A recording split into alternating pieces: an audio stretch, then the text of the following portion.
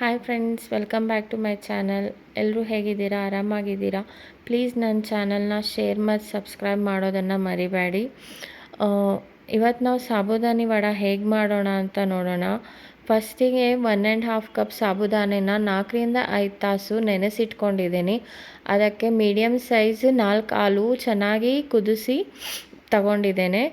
ಏನೇನು ಸಾಮಗ್ರಿ ಬೇಕಾಗ್ತಾವಂತ ನೋಡೋಣ. ಇವಾಗ 1 ಸ್ಪೂನಷ್ಟು ಚಿಲ್ಲಿ ಜಿಂಜರ್ ಗಾರ್ಲಿಕ್ ಪೇಸ್ಟ್ನ ಹಾಕಿದ್ದೀನಿ. ಮತ್ತು ಅದಕ್ಕೆ ಸಣ್ಣ ಹೆಚ್ಚಿರುವಂಥ ಕರಿಬೇವು ಸೊಪ್ಪು ಮತ್ತು ಸಣ್ಣಗೆ ಹೆಚ್ಚಿರುವಂಥ ಕೊತ್ತಂಬರಿ ಸೊಪ್ಪನ್ನ ಹಾಕಬೇಕು. ಅದಕ್ಕೆ ಮತ್ತು 1/2 ಸ್ಪೂನ್ ಜೀರಿಗೆ ಮತ್ತು 1/2 ಸ್ಪೂನ್ ಧನಿಯಾ ಪೌಡರ್ ಮತ್ತು 1/2 ಸ್ಪೂನ್ ಅರಿಶಿನ ಪುಡಿ ಹಾಕಿ ತೊಗೋಬೇಕು. ನಾನು ಇದನ್ನ ನನ್ನ ಮಗನ ಮಾರ್ನಿಂಗ್ ಸ್ಕೂಲ್ಗೆ ಹೋಗ್ತಾನಲ್ಲ, ಸೊ ಅವನಿಗೆ ಸ್ನ್ಯಾಕ್ಸಿಗೆ ಅಂತ ಹೇಳಿ ರೆಡಿ ಮಾಡ್ತಾ ಇದ್ದೀನಿ. ಇದು ಚೆನ್ನಾಗಿರುತ್ತೆ, ನೀವು ಟ್ರೈ ಮಾಡಿ. ಸ್ವಲ್ಪ ಚಿಲ್ಲಿ ಫ್ಲೇಕ್ಸ್ ಹಾಕಬೇಕು,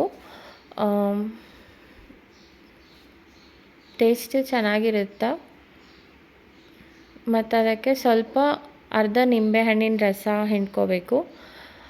ಅದಾದ ನಂತರ ಸ್ವಲ್ಪ ರುಚಿಗೆ ತಕ್ಕಷ್ಟು ಉಪ್ಪು, ಇವೆಲ್ಲ ಸಾಮಾನುಗಳನ್ನು ಹಾಕಿ ಹಾಲು ಮತ್ತು ಸಾಬುದಾನಿ ಎರಡು ಮಿಕ್ಸ್ ಆಗಿರೋ ಥರ ಚೆನ್ನಾಗಿ ಪ್ರೆಸ್ ಮಾಡಿ ನಾದ್ಕೋಬೇಕು ಫ್ರೆಂಡ್ಸ್.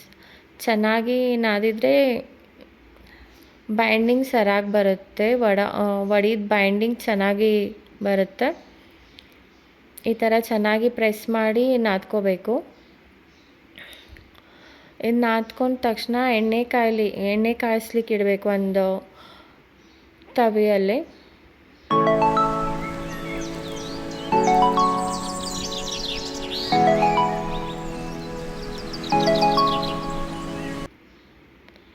ಇದು ಆಯಿಲ್ ಕಾದ ಮೇಲೆ ಸಣ್ಣ ಸಣ್ಣ ವಡೆ ಸೈಜ್ ಮಾಡಿಕೊಂಡು ಈ ಥರ ಒಂದೊಂದೇ ಎಣ್ಣೆ ಒಳಗೆ ಬಿಡಬೇಕು.